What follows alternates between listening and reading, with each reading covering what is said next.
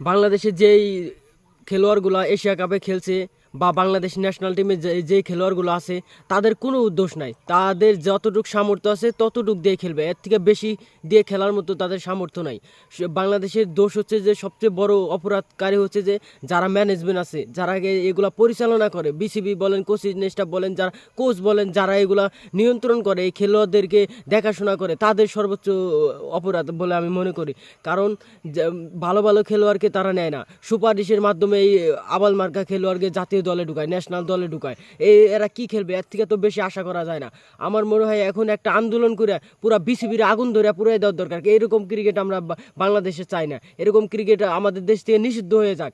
আমার যখন এই যে আন্দোলন যখন হয় না, যে কোনো বিষয় একটা নিয়ে আন্দোলন হয়, এরকম এই ক্রিকেটটা নিয়ে একটা আন্দোলন হইয়া বিসিবিটা একদম পুরাই সারকার করে দেওয়া দরকার। কি ধরনের বাজে ক্রিকেট! এশিয়া কাপের ফাইনাল সেমিফাইনাল ম্যাচটা হারা গেছে, হারুক দুঃখ নাই, অন্য অন্য ম্যাচে হারে দুঃখ পাই না, কিন্তু 135 রান চেঞ্জ করতে পারে নাই ভাই।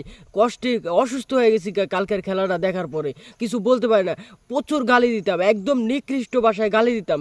যদি ওরকম ঘরে ফ্যামিলির সন্তান হইতাম, ওরকম ফ্যামিলি তো ভালো, যদি ওরকম নিম্নমানের ফ্যামিলির হইতাম তাহলে প্রচুর গালি দিতাম। গালি দেওয়া উদ্ধার করে ফেলাইতাম, গালি দিতে পারতাছি না। আমরা তো ওইরকম ঘরে ফ্যামিলি না।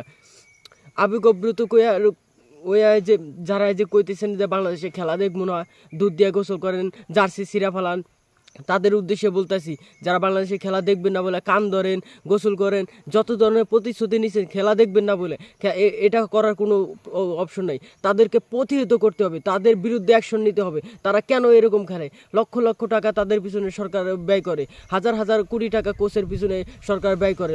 এত টাকা ব্যয় করে তারা আমাদেরকে কি দেয়? হতাশা দেয়। প্রবাসী ভাইরা কাজকর্ম বাদ দিয়া নিজের চিন্তা কথা, নিজের চিন্তা, ছুটির দিনে চিন্তা